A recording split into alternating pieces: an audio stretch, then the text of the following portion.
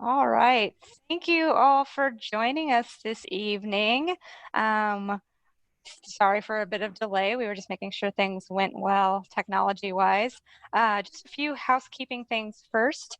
I have everyone muted, and I think everyone except our panelists' video should be turned off. Um, you should be able to see my screen, which has just our PowerPoint presentation, basically some of the questions we're going to be going through. Um, and let's see. And then the other thing is, because we are muted, you can see a button that should say the chat, or you should see it on the right side.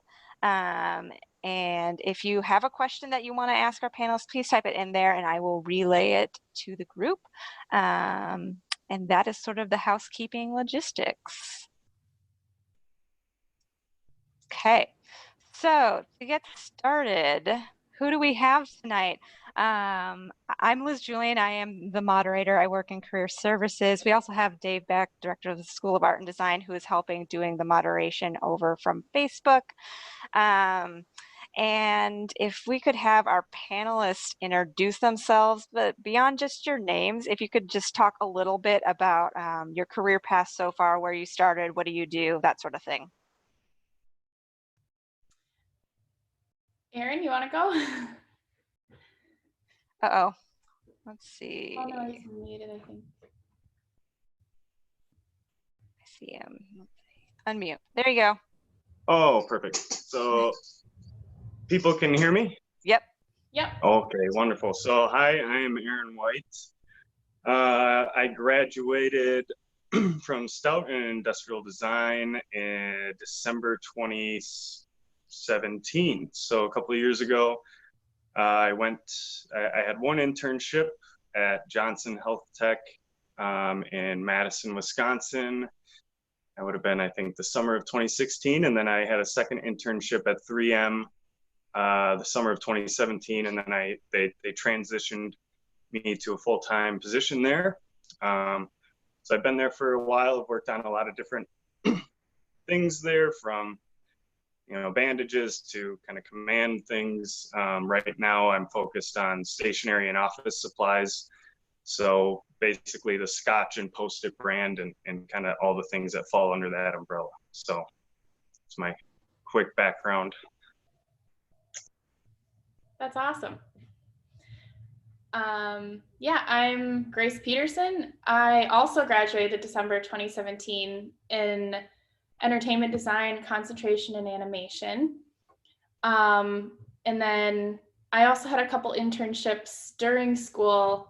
I forget which summers they were, but they were over the summer in the cities. One was with Make in Minneapolis, and then one was with Micro Gigantic, which is also in Minneapolis. And then I started working at Motion 504 after I graduated in December. So I started January 2018.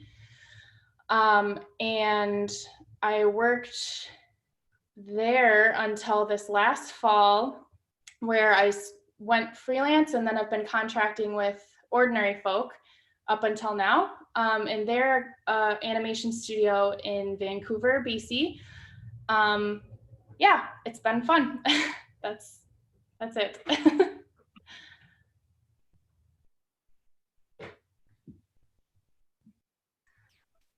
Great. Well, thank you. It does look like Emily has not been able to join us tonight. So, but she works at Cunningham Group in the cities. I believe she's graduated about 2017 as well, maybe a year or two before that.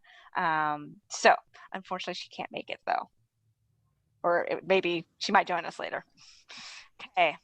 So for questions, let's see. Whoop.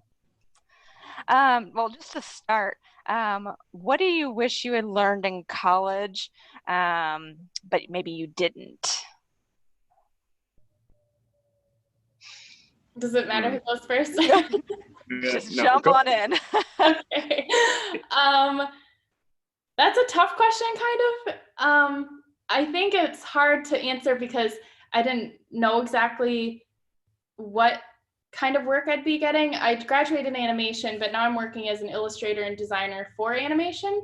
So I guess maybe one thing is I learned more in my internships, but kind of like style framing, and maybe like more like file prep, like how to make assets from Photoshop and Illustrator work well in After Effects and Cinema 4D and other animation programs.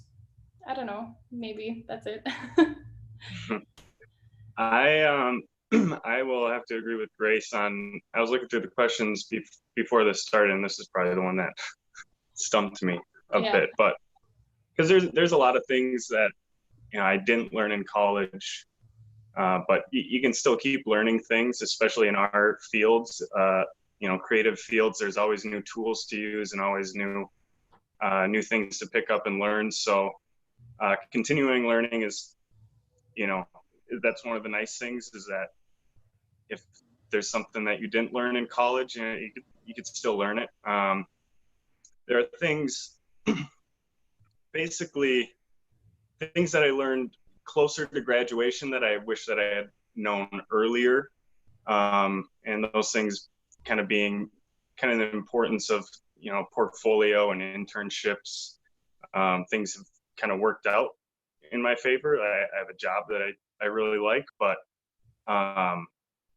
I was very panicking towards the end of graduation, feeling like I wasn't prepared to get a job that I wanted.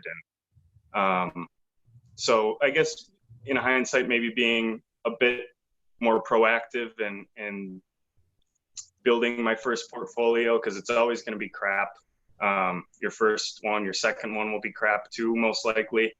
But just getting that ball rolling so that you eventually get a portfolio that you're really proud of, and get yourself a good internship, good job. Other than that, I think storytelling, that's something that I'm always trying to get better at. It's one thing to be able to create a really great design, but convincing a marketer or somebody else that has a little bit more trouble visioning something, you got to bring them along with it. And if you can't tell a convincing story that moves people, then your design is nothing. So storytelling and understanding how to influence people through storytelling, I guess, is one thing I didn't focus on in school, but I focus on quite a bit now.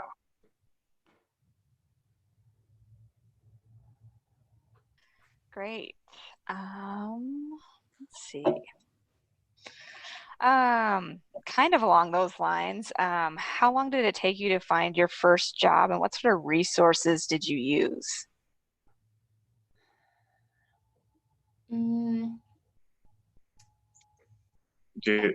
Yeah, you can go. So it's kind of how long it once I had my portfolio done and sent out, it was kind of maybe a couple of weeks to a month of doing some different interviews or waiting for people to give you an interview. At the time, I think the Design Week thing, like this, with the portfolio review and stuff, that was probably my number one resource that I utilized.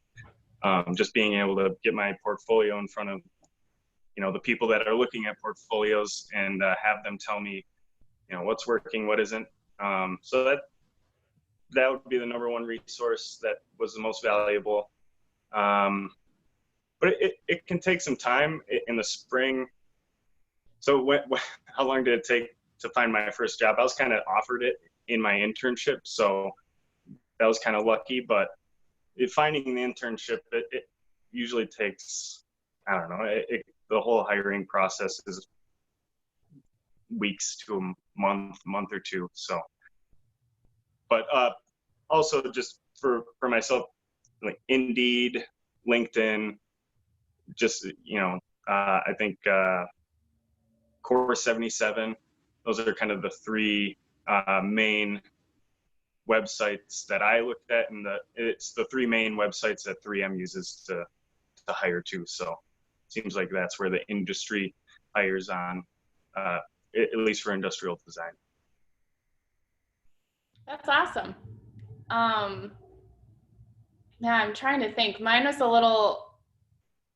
little different because all these animation companies in like the motion graphics industry, except for the few big ones like Buck, Giant Ant, PSYOP, some of those are the larger ones, but a lot of companies are very small. And so it can really, I think what helped me the most was actually connections and making connections, because I think I was surprised at the amount of people in the industry who knew who each other were. And I don't know why that surprised me, because it makes sense. Like, you want to know who's doing the work that you want to do.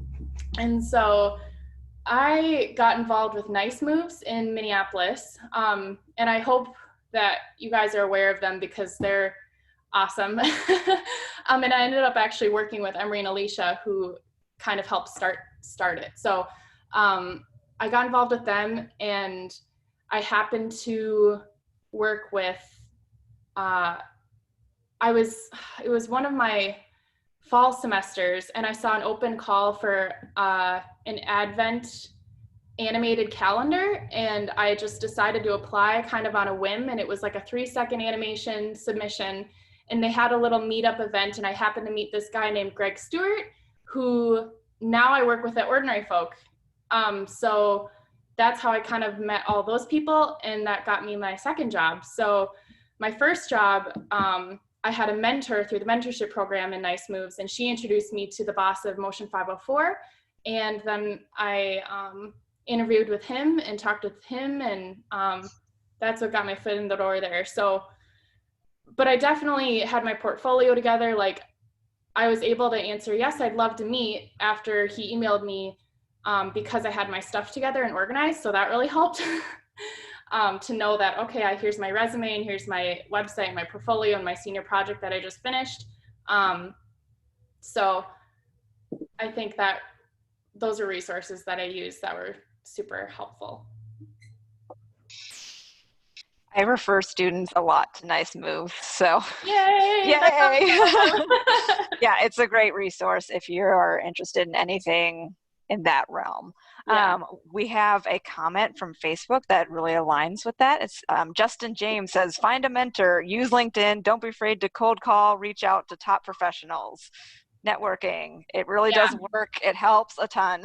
Yeah, even just cold emails, that's how I got internships, which I highly, highly, highly recommend, because that's also how you meet people. So I know our program wasn't requiring internships, but those experiences led to more meeting people. And so I just like cold emailed, be like, hey, I know of your work. I love your work. This is my name. I'm a student here, and I'd love a chance to intern with you if you have any options available. So do it. Cool. All right, next question. Kind of a different question, but how do you stop worrying that you don't deserve to be in the position you're in, or maybe some imposter syndrome going on? I can go. It goes away eventually, for the most part. I felt that a bit, especially at, well, yeah, it's very real, and I think with creatives, it's very, very common. We're always kind of comparing ourselves to one another. I think one thing that helps is knowing, or I'm lucky that, you know, the design group at 3M, it's very open. Like, people talk about it and say that, like, it's real and it's okay. But early on, especially my first internship, I was constantly thinking that, you know, they're in the back of their heads thinking like, oh, wow, like, great, glad we hired him, you know? And I think my supervisor halfway through kind of sensed that I was having a lot of anxiety around, you know, being great or whatever. And he just said, look, we know you're good at this. Like, that's why we hired you as an intern. You know, it's no worrying anymore. And that helped a lot there. It all started over again when I got to 3M. They're kind of even more so a little bit, because I started in the internship. I was with these other designers from these like really big industrial design schools that were like I'm from Art Center and stuff. And I was like, oh, like, cool. I didn't know that it was a big deal, but it seemed like a big deal. So then I felt like, oh, am I not a big deal being from Stout? And then you realize it's just all in your head. You know, we're all great at different things. Some people are better at different things than others. Just know what you're good at. And if you're in the door, you're in the door. Like, you earned your spot there. And eventually it goes away, but it'll always be there a little bit. Just understanding that, you know, you're never going to be perfect. The pursuit of perfection is you know, quite taxing and not worth it. Just do your best, always try and get better. And that's what everyone else is doing. And everyone else is also thinking that they don't deserve to be there either. So I think that the biggest thing that helps is just somebody else saying that they feel the same way. That helped me. Otherwise, just try and do your best. Yeah, I'm going to piggyback off that and just say, I think, yeah, it's way more productive to focus on doing your best and what you can do instead of focusing on what you think you can't do. Because it is scary to start a job, and it is scary to feel like you're given tasks that maybe you've never done before and you have to figure it out along the way. Or you're in a new job position.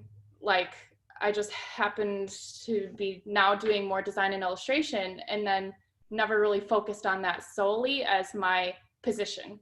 And so I think my experience with creatives thus far has been very probably along the same lines as Aaron, that they've all been in that spot too. So they understand, and they generally want to really help you if they recognize you're enthusiastic about your work and you're very excited about learning. People usually like to help you learn and help you along the way. So that's great. It's been helpful too to follow illustrators and designers and animators that I just really look up to on social media. And then suddenly in their stories, they have this whole paragraph about how they have imposter syndrome. And you think they could never have that. They're so amazing at their work. How can that be possible? But that makes you feel like you're validated in a way also. Like, it's okay to have anxiety sometimes about things, but it's also more helpful to focus on doing your best work, and that it's an opportunity to learn. Thank you. Just a reminder, if you have a question, feel free to type it into the chat and I will share. This might not quite be directly relevant to either of you yet, but when do you know it's time to leave for another opportunity? Have you experienced that yet? I actually just experienced that. It was a little bit leading, I knew. Yeah.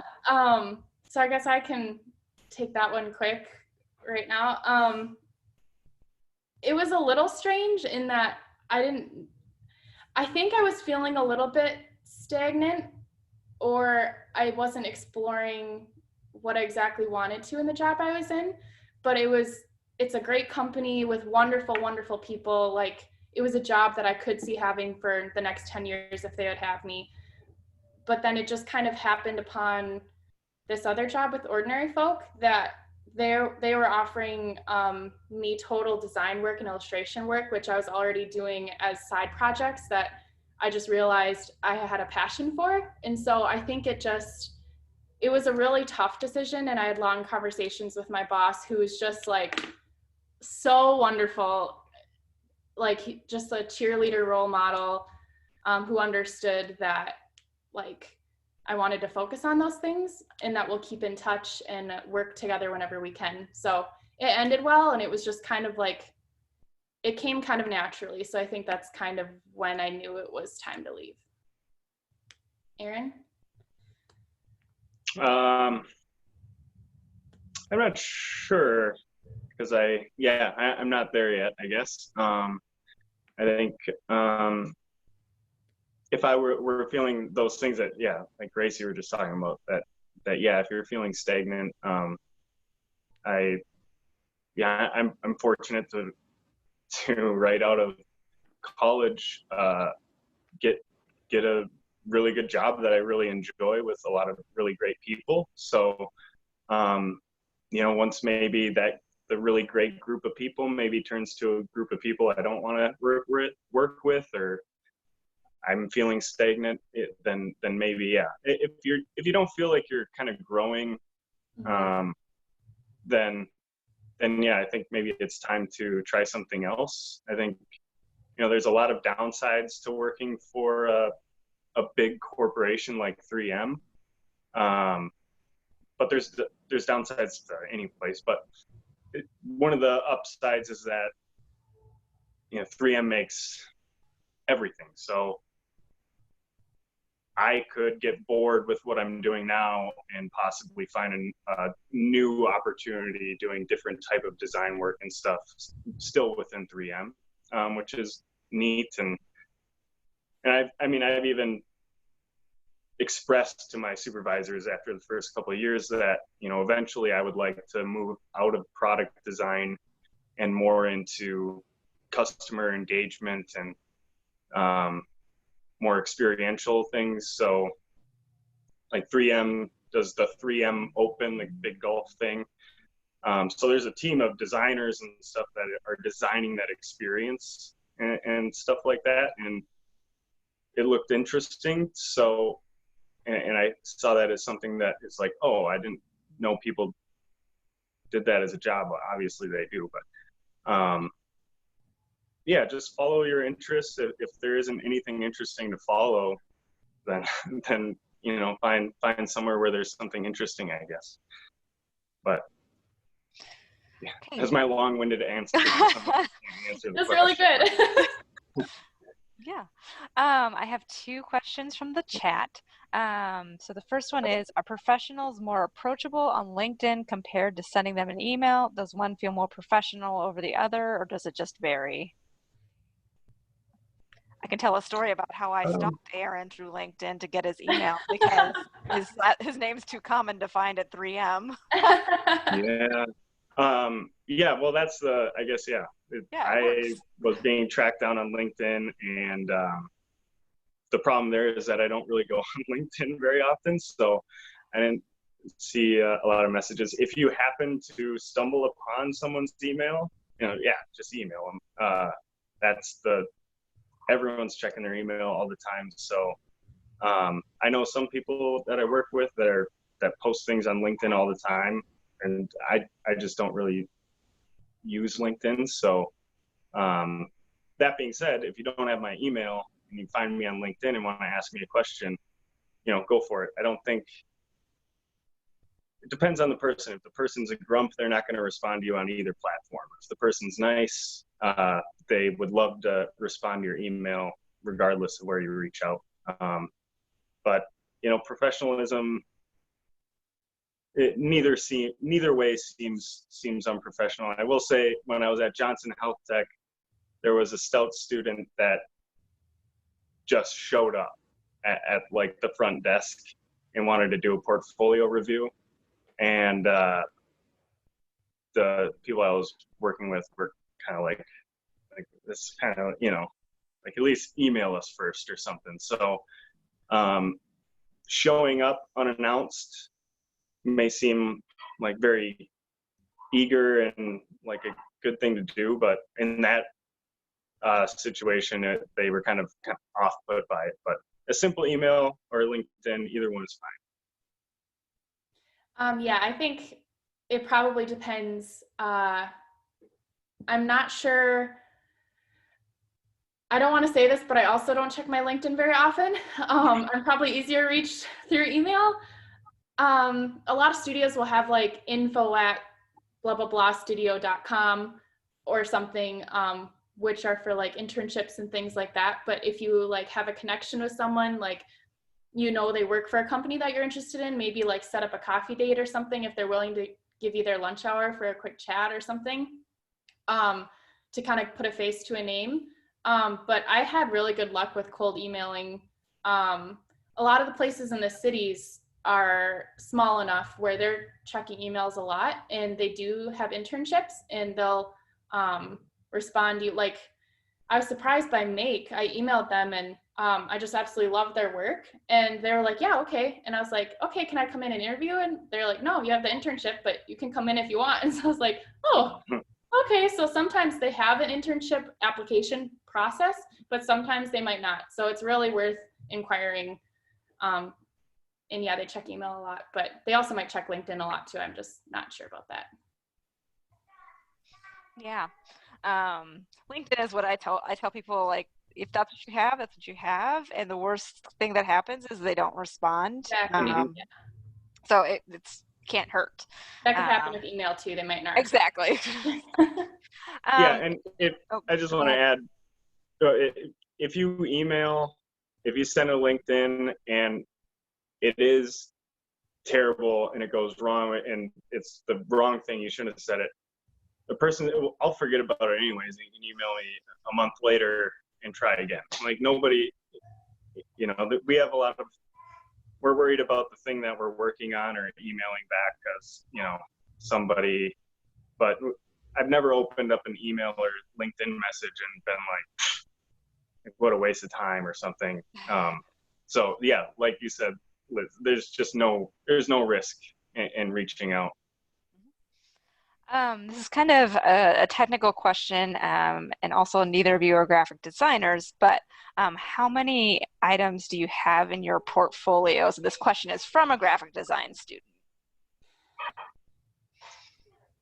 Are you talking about like print portfolios or websites? Is it specific? Just says portfolio. Okay. Like, how many, if you were interviewing, how many would you show to someone? Oh. Like your core portfolio, I would say. I've always kind of stuck to 3, just because that seems like the amount of time it takes to go through an interview. And I've had a couple interviews where I have 3, and then you kind of gauge, and it's like, oh, we're only going to get through 1 more project, so then you skip 1 or something. But I think 3 is a good number to hit. It's good to have a variety, if you can, a variety of different projects in those 3. So if you are, yeah, if you have 3 projects and they're all very focused on sketching or rendering, this is kind of more industrial design or something, that kind of looks like that's all you can do. It's good to have maybe 1 project that's like really deep into research and stuff like that. 1 that's more about experience, just to kind of show that you can do a lot of different things and that you're not a one-trick pony or whatever the saying is. But yeah, I think 3 is a good number for an interview, I think. Yeah, I'm not so sure about graphic design. I've just found the animation industry to be a little, at least the motion graphics industry, to be a little looser. Mostly you make sure you have everything online, and if you send them your website, they'll probably look through it right away. Like, we get some inquiries at Ordinary Folk from people who send their work, and we just post it to our Slack channel, and we can like kind of take a look at it on our own time. So it's really nice for people to do that. But then in the interview itself, I'm not exactly sure, but like Erin said, just kind of gauge it. Like, maybe it's a fast interview, maybe they want to get through a lot of stuff and see a whole bunch of your work, and maybe they want to get to know you more as a person. Yeah, but make sure you have it in case. Mm-hmm. Okay. So benefits. How do you learn about benefits? Just all of that. I get a lot of questions about that from students, and it's a lot to learn. So what's any sort of advice there for people? For me, this might be a good question for Erin to answer more in depth, but if you're wondering about small companies, like 15 people or less, at Motion 504, we didn't get health care plans through the company, but we were compensated a little more to kind of offset that. And then now I'm technically freelance, but contracting out. So I don't get any certain kinds of like healthcare plans through my employer because it might change. In terms of vacation, I don't know. I think the standard kind of in the, any job is like you get a couple weeks when you kind of start-ish, maybe 1 week, maybe 2 weeks. I think we get like 2 weeks, and then I think at 3 years, or 5 years, I think you get bumped up to 3 weeks. But then we have floating holidays, which is basically like another week. And then at 3M, it's kind of like the honor system a little bit. Like you got to enter in your vacations, but no one's really checking it. There's people I know for a fact have to go over their vacation. But it's just, you get your work done, take some long weekends here and there, but, get your work done and nobody's going to, at least at 3M, nobody's going to be counting the exact days. At 3M, it's also, how do you learn about benefits at 3M? Well, they sit you down for half a day when you start on day one and tell you all about it. And then you forget all about it. But are there benefits you should ask about in advance? I think always when you're interviewing, especially at a smaller company where 3M they're hiring people all the time. Like they have a system of who gets what and everything's all tight-knit, all ready to go.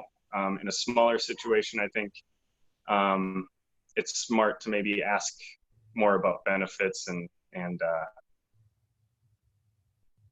yeah, because health insurance is important. We're all stuck inside. Like clearly, health things hit at times when you don't expect it, and you gotta react. But if you can get health insurance through your employer, it's good to ask about those things when you're interviewing.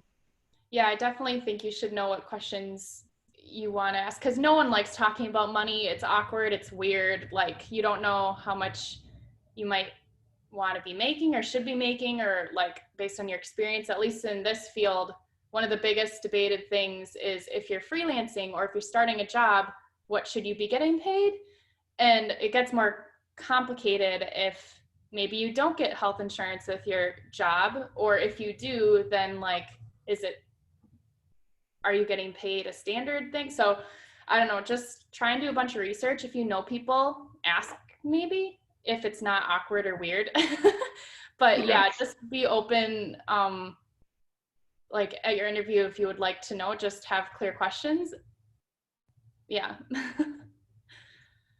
Those are definitely appropriate things to ask in an interview.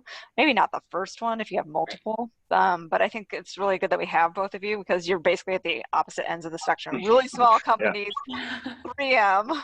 And if you want to work at a small place, that's a kind of a con. They don't as often have those sort of benefits. In fact, it's really rare. Yeah, that's one of the big benefits to, like I said, there's downsides to anywhere you work. One of the big benefits, to a big corporation are benefits that, they usually,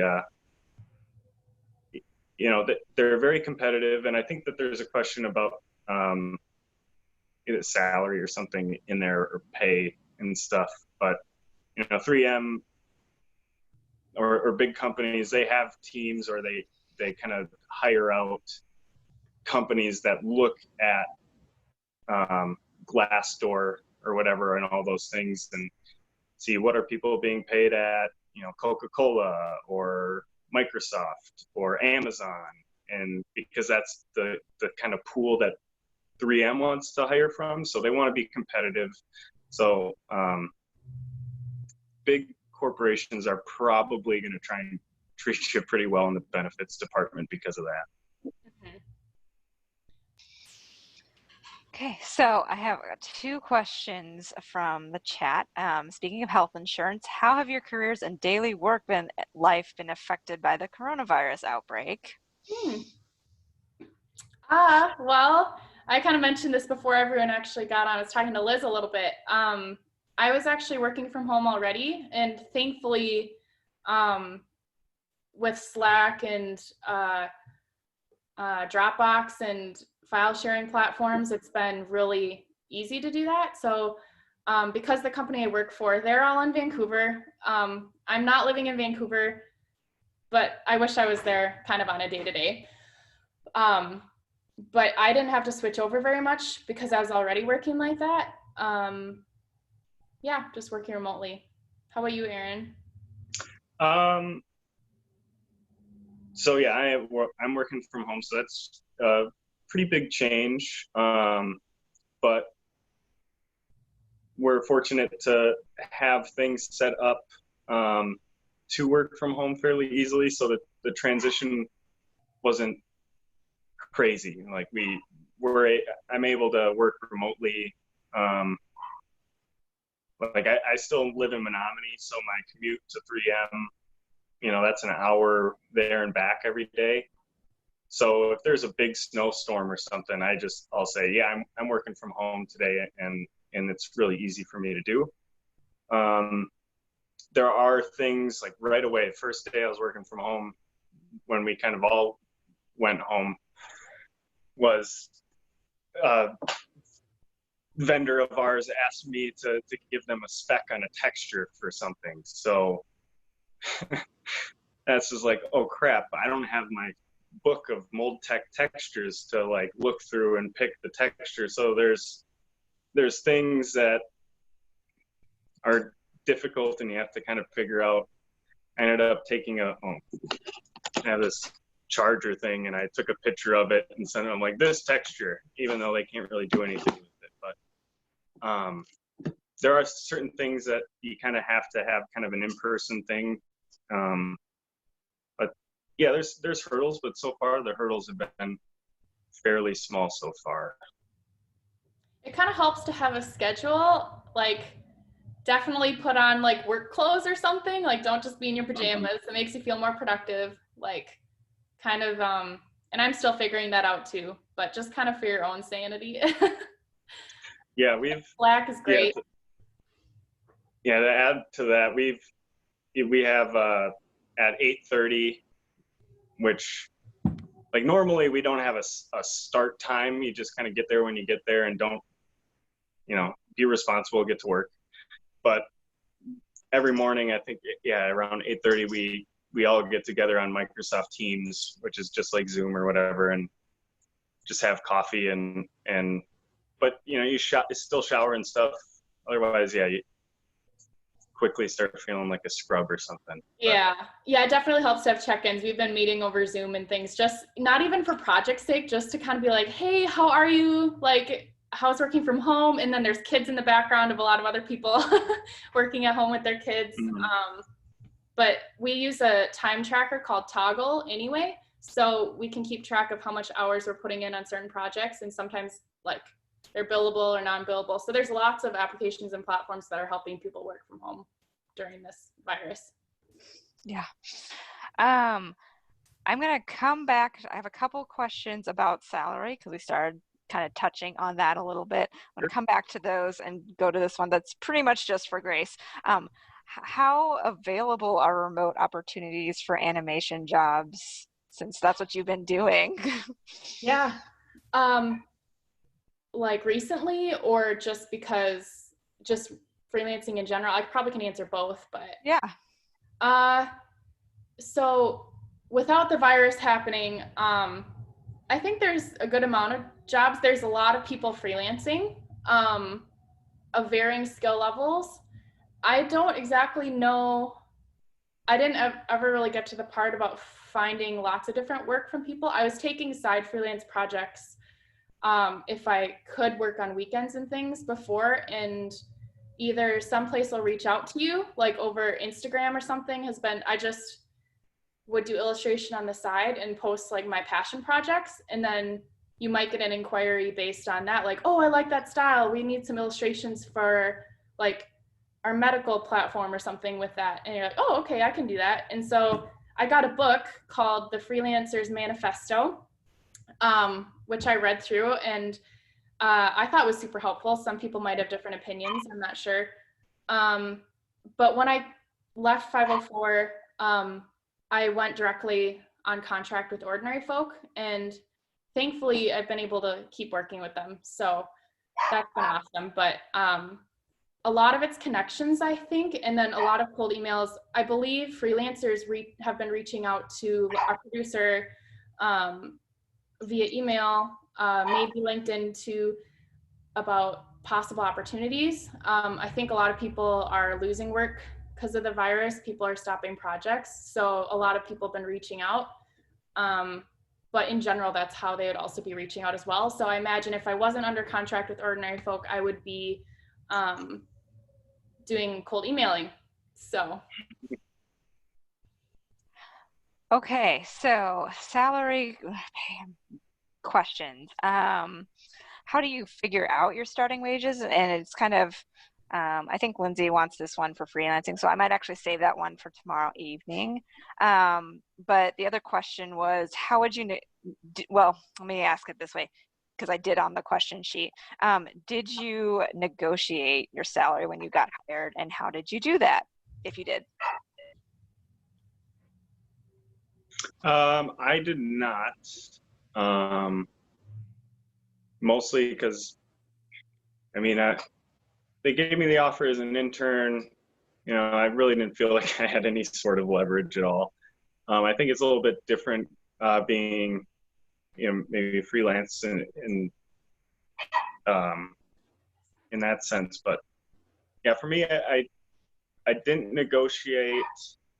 I was just so ecstatic and excited to get the offer. And the offer was, I mean, if I would have said what I wanted, I would have probably shot myself in the foot. My situation, yeah, but I would have shot myself in the foot maybe asking for less because I hadn't asked anybody, and that's kind of awkward. I don't know if, yeah, I don't know. It is awkward asking people. And it might be rude to ask them, yeah, how much they make, but sources like Glassdoor kind of give you a sense of what people in industries are making. So if you think that it's too low, or think that or an offer is too low, or that you should be getting more, try and build up that courage to ask for more, because in the long run, that kind of matters, you know. But for the most short answer is no, I didn't. But that's about it. Yeah, my take on that is, I think it kind of depends. A similar situation with Aaron. When I first started my job, I was just ecstatic to have a job related to my field. So I didn't really, but I also knew that the company, my connection, my mentor, who introduced me to Andy, the owner of Motion 504, I heard a lot of good things about him. There wasn't anything greasy about the company that I felt I was being underpaid.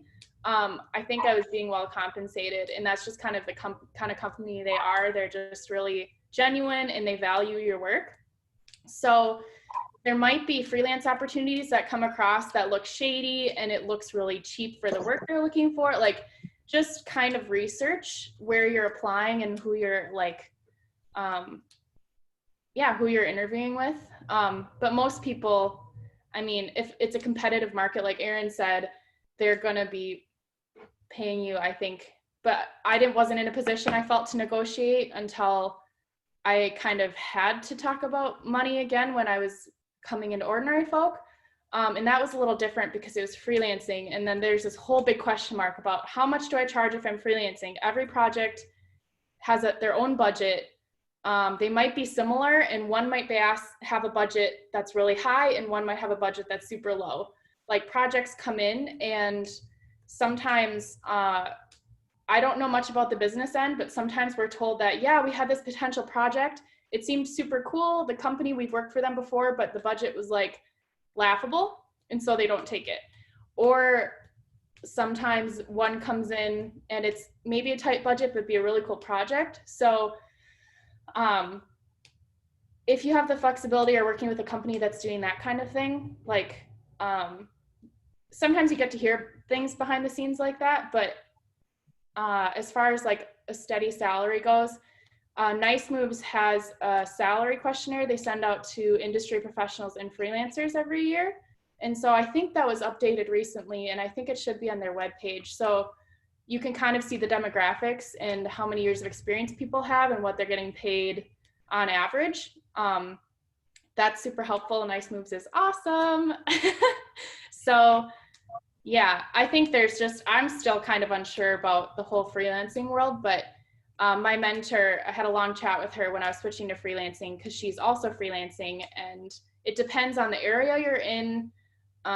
It depends kind of how many, it totally depends on your level of experience and your work. And so you might hear different answers from people in different areas. And the book I read was kind of talking about how to do that. So get books, read things, and research online. My other bit of advice to plug for career services, every state has basically a salary database that they're required by law to collect. So if you get a job offer and you're like, I can't help with the freelancing stuff, I'm going to admit I can't. But if you get a job offer and you're like, I don't know if it's good, if it's not, what should it be? Come to career services, even virtually, we can do that. We can help you figure out if that's a good offer, and we can talk through how to negotiate if you want to. That's something we can do. So there's my little plug there. That's really cool. Yeah, it is. It's one of my favorite conversations because it's scary, but it's really cool to be able to do. So a question from Facebook. What skills are in demand right now? I would say at 3M and everywhere, UX seems to be, 3M is constantly on the search for UX, and we can't ever find anyone. The market is very competitive. So that I know that there isn't a UX degree at Stout, but I know that it's very in demand. Otherwise, just storytelling is always in demand. If you can tell a convincing story, if you can tell a engaging, interesting story, that's forever going to be in demand. Yeah, I agree with that. In the animation industry, I mean, motion graphics seem to be really hot right now, especially with all these platforms like Twitter, Instagram, anything you can share a video or a moving graphic or a GIF of some sort. That seems to be pretty popular, and I don't think advertising will ever go away. So if you can tell a good story and know how to show it and also learn technical skills, do your research, look up people who are doing cool work and figure out how they're doing their work. Yeah, side projects, do side projects. Yeah. I think we have time maybe for 2 more questions. What do you do to keep on learning when you're no longer in the classroom?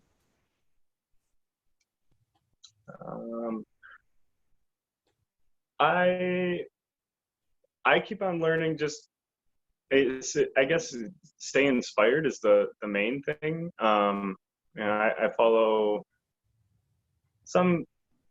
there's a Instagram called Render Weekly. That's kind of fun, and it's an industrial design Instagram, and it's just they give a prompt out of like make a teapot or something, and people design and render a teapot, and it's just kind of fun to see people doing it, and you see things like, oh, how'd they do that, and you want to figure out how to do it. Yeah, inspiration for me is the driver of everything I learn. I see somebody else do something that I'm like, ooh, I wish I could do that, or ooh, I wish I could, tell a story like that or whatever. And then I figure out a way to learn how to do it. Oftentimes, your company wants you to learn and keep learning. So there have been things that I've been nervous to ask for, or like resources to ask for, because I thought that they would think it's a waste of time or something. And I went to my supervisor and asked for a certain program, and I'm like, yeah, I'd really like to learn it and stuff. I don't know if there's an application, but I kind of want to just mess around with it on some projects. And they're like, yeah, sure. And if you learn some stuff, share out afterwards. So yeah, just stay inspired, and that you're going to learn stuff if you keep being inspired. That's awesome. Yeah, I'm piggybacking off that whole thing is stay inspired. I forgot one little thing from the last question was what are skills that are new and hot? Virtual reality and animation seems to be like the new cutting edge thing. So I think a lot of people are using Quill. There's a presentation about that at the last Blend Fest conference, and it was really cool. They were modeling in, why can't I think of it right now? You have the headset on.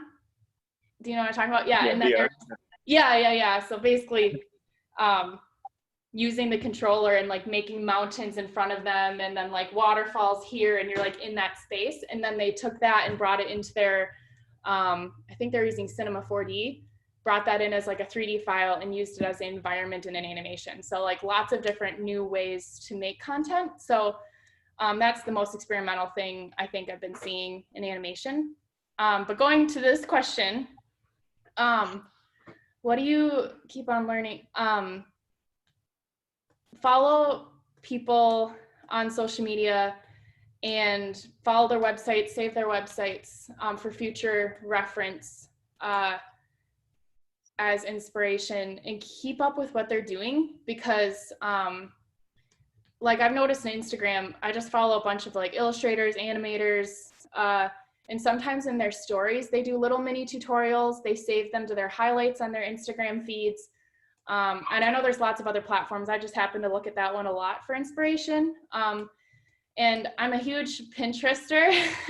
And so I have like so many boards of like textures or lettering or characters or something. And if I see something, I happen across someone's work, I have a whole board for people who are just creators and makers, designers, just to save their websites to, so that I can go back through them in the future and look through them for inspiration. Yeah, I would say just it's really helpful to have a digital archive of things, especially if you're a designer and you need to reference work for a mood board or something for a client. You can be like, oh, I know where I saved that once, and then go back and find it. Or I make boards for current projects and I save all my like separate website links too. There might be better platforms for that, but that's worked for me.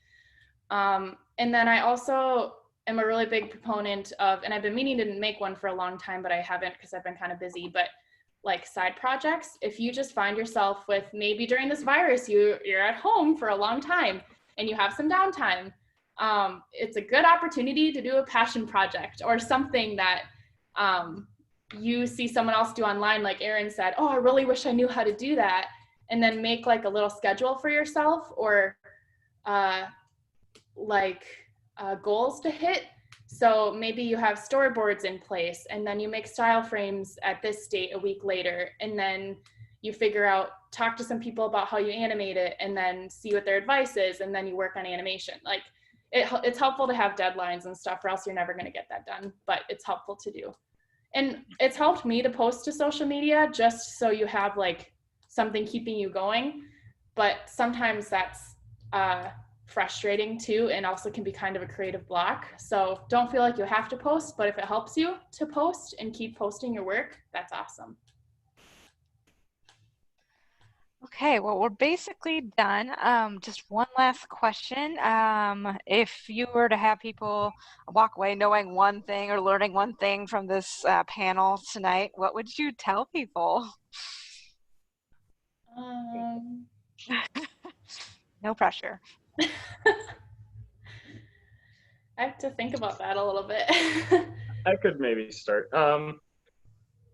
I would say, number one, I can speak directly for industrial design, I guess. I think it's similar to other creative industries, but industrial design for sure. That your portfolio is absolutely above everything else, above graduating, above getting A, B, C, anything. Portfolio is, you can't get a job without a portfolio. You can't get an internship without a portfolio. And every one of those jobs is probably going to have, 50, 100, hundreds of other applicants. And so that's the number one thing. That's kind of what I always tell anybody still in school, that, internships and portfolios, that's your ticket to success in a way. So yeah, next year, the portfolios that are coming out of school should be the best portfolios we've ever seen ever because of coronavirus. So you should all be cooped up inside, just pumping out portfolios left and right, and then going and getting sweet jobs next year. So that's my number one thing is just keep refining your portfolio. Go back, redo projects. This is one thing I went back and I redid all of my old projects. So all of my ID3 projects, I just redid them and made them better. And I was honest about that in an interview. I said, yeah, I redid these, and they liked it. So don't feel like you have to show your progression through school. Just show your best work. We don't need to see where you came from. Just show your best work. And yeah, that's my advice. Yeah, I think going forward with that, make sure, your best work is up front and at the top of everything, and self-edit yourself. So if you think you're showing way too much work, maybe you are showing too much work, talk to people, look at other people who you look up to, whether you've met them or not. If they're really big deal designers, look at their website. What does their website look like? How do they structure it? How much do they talk about themselves in their bio? A lot of them are different, but you can get like fairly a general sense of, oh, maybe I shouldn't write a whole page about myself in my about part. Maybe I just have this much about me, and it's memorable and succinct and unique. And then your work is the star. So just kind of sense how that is and research it. And I think my biggest thing I would want you all to take away is real world job experience. School is awesome and great and a great way to learn, but I can't, what am I trying to say? Real world experience is huge. You're going to learn so much on the day-to-day because you're doing that for 8 hours a day for 5 days a week or longer. And you're meeting people who have been doing it for 10 years, 15 years or longer. And a lot of times they're very motivated to help teach you things and show you resources and meet new people. And I guess my second thing would be, if you're afraid to cold email a place, if you're afraid to just message someone and say, hey, I see you went to Stout too, and you're in a field that I'm really interested in. Do you think we could grab coffee sometime? That's convenient for you. Like, just do it. You're not going to be, the worst they'll say is no, I'm really busy, or they might not respond, but you at least tried. And I think more positives would come out of that than negatives would. it's super scary, but I think it's super worth it.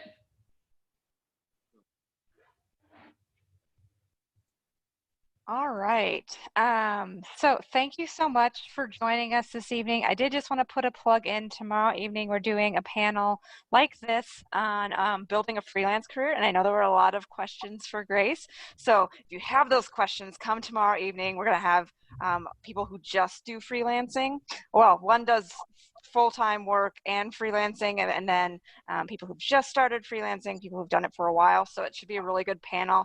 Again, find it and connect. You can also find, if you're watching us on Facebook, it will be streaming on Facebook again, 5:45 tomorrow. So thank you so much for joining us, and thank you to our panelists. Yeah, thank you for Bye, having everyone. us. Thanks. Yes, thank you very much, guys. This has been really fun.